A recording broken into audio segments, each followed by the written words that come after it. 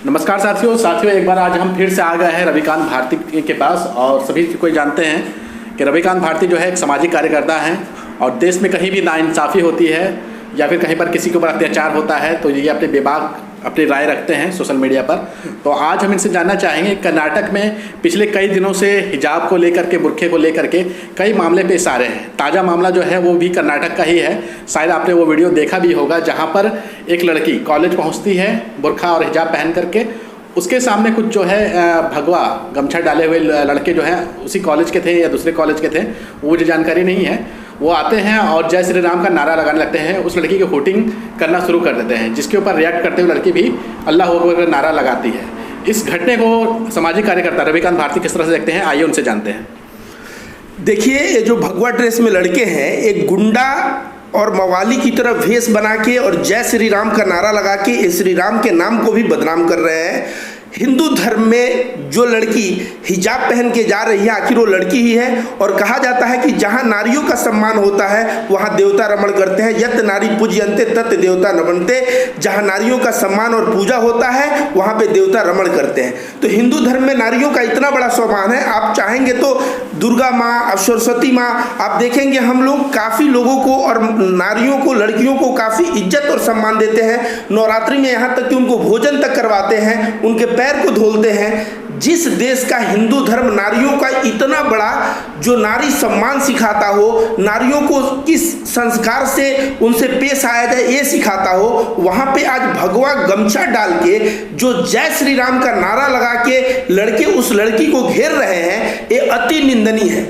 चूंकि बात समझिए, ये लोग संगी हैं, इनको ट्रेनिंग ही दिया जाता है कि कुंवारा रहो, और कुंवारा रहने का नतीजा क्या होता है, इनकी नीयत एकदम घटिया होती है। कभी ये BHU तो JNU के बाहर कॉन्डम गिनते नजर आते हैं, तो कभी जो है अगर BHU और JNU की लड़कियां किसी लड़के से बात करती हो तो बोलते हैं कि इन दोनों में अफेयर है और उनके चरित्र के ऊपर सवाल उठाते हैं। तो मैं यही कहूँगा कि ये जो लड़के हैं भगवा ड्रेस पहन के, जैसे छिछोरे, जब लड़की जाती है ना कॉलेज, तो उत्तर प्रदेश में, बिहार में मैं तमाम ऐसे छिछोरों को दिखा दूंगा कि लड़की जाती है तो उसके पीछे 10 छिछोरे पढ़ के उसको ईव टीजिंग कहा जाता है। और ईव टीजिंग का मामला जो है ना, उसके लिए संविधान में कड़ी सी कड़ी सजा है।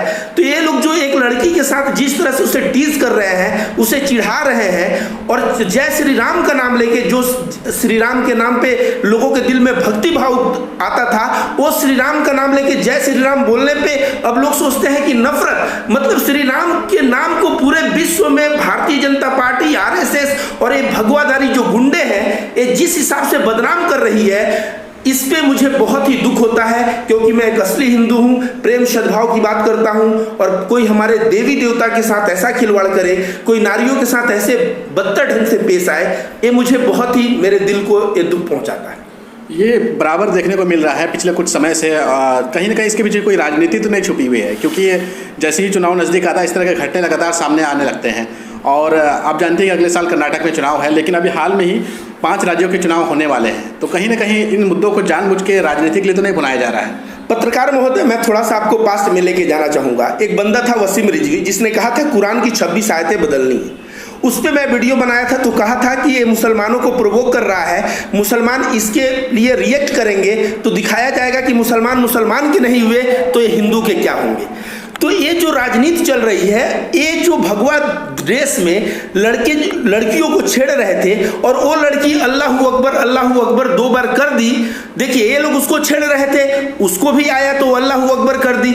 अब जो है ना, ये RSS को और ये जो हिंदूवादी तमाम जो नफरती संगठन, असली हिंदूवादी, ये नफरती संगठनों को एक मुद्दा मिल गया कि देखो भाई, ये लोग लड़कियां इतनी कट्टर है कि अल्लाहू अकबर का नारा लगा रही हैं। और इस कट्टरता को देख के ये 5 राज्यों का और पश्चिमी उत्तर प्रदेश के चुनाव को सोच रहे हैं अपने झोली में डाल ले, तो वहां जो किसानों का कत्लेआम हुआ है वो उत्तर प्रदेश के लोग भूलने वाले नहीं है। और देखिएगा, 5 राज्य में मुंह की खानी पड़ेगी। और बिल्कुल जो आपने कहा पत्रकार महोदय, अगले साल चुनाव है, और ये सब चुनाव के लिए हिंदू, मुस्लिम, हिजाब, ये सारी चीजें उसी लिए हो रही है।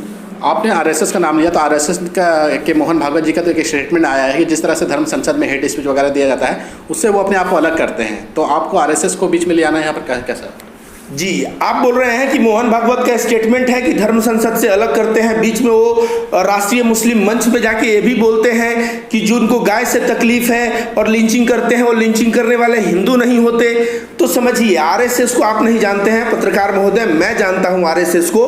आरएसएस एक ऐसा संगठन है जिसका मोहन भागवत ऊपर से कहेंगे कुछ और इनके शाखा में पाठ पढ़ाया जाएगा कुछ और।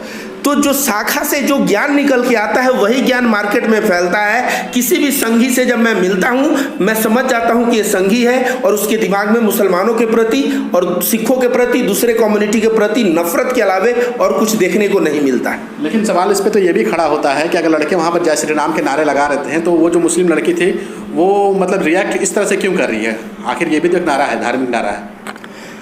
देखिए, वो लड़की उतर के अपने कॉलेज जाती, यही करती ना।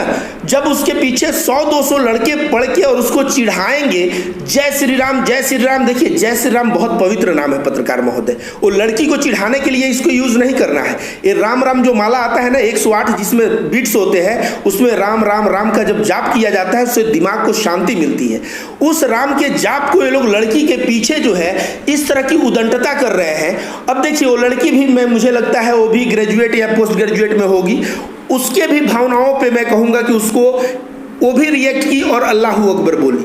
तो देखिए, ये जो उस लड़की ने इन लोगों के जवाब में जो अल्लाहू अकबर बोला है, इसके लिए रिस्पॉन्सिबल कौन है?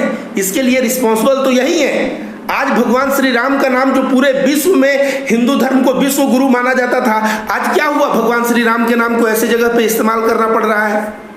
अगला सवाल हमारा ये है कि आप जो वहाँ पे लड़के थे उनके ऊपर तो सवाल उठा रहे हैं, वो भगवा गमछा पहन करके उन लड़कियों की हुटिंग करते हुए नज़र भी आए हैं वीडियो में, लेकिन आप खुद भी तो भगवा पहन करके आते हैं, तिलक लगा करके आते हैं, तो आप पर भी तो सवाल उठते रहता है कि आप नकली हिंदू हैं।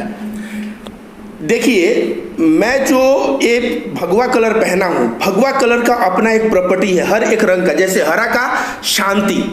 आप बताइए, गौतम बुद्ध और महावीर जब संन्यास लिए तो जंगल में गए। जंगल में क्यों? चारों तरफ से हरियाली, वहां उनका दिमाग शांत रहता था। तो हरा शांति का प्रतीक है। वैसे भगवा किस चीज का प्रतीक है? भगवा एक विनाशक कलर है। जब आप किसी भी पटाखे को बुलाएंगे तो उसमें का जो कलर निकलेगा ना, वो भगवा निकलेगा।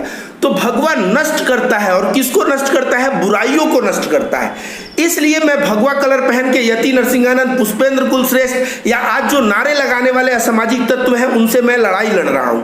लेकिन जहां तक आप कह रहे हैं वो लोग भगवा गमछा लेके बात कर रहे हैं, तो मैंने आपसे थोड़े देर पहले कहा कि जय श्री राम का नाम बहुत पवित्र दिल से किया जाता है और ये लोग लड़की को छेड़ने के लिए श्री राम का नाम यूज कर रहे हैं। ठीक उसी तरह से भगवा ड्रेस का जो साधु सन्यासी है इस्तेमाल करते हैं बहुत ही सकारात्मक ढंग से, कि लोगों के अंदर की नेगेटिविटी को विनाश करके और उनके अंदर सकारात्मकता लाया जाए। लेकिन ये भगवा ड्रेस को लेके, श्री राम को लेके, हिंदू धर्म के हर एक चीज को बदनाम करने पे तुले हैं। और ये तुले हैं तो इसका नतीजा जो है ना, अभी अमेरिका में एक टैक्सी ड्राइवर को मार के उतार दिया गया, यह बोलते हुए कि तुम हिंदू हो तो कट्टर होगे। आज हिंदू जो विश्व में उदारता का प्रतीक था, उनको टैक्सी से मार के उतार दिया जा रहा है। बताइए, इन्हीं कट्टरपंथी और नफरतबाज जो भगवा कलर लेके और श्री राम के नाम को बदनाम कर रहे हैं, इन्हीं की वजह से।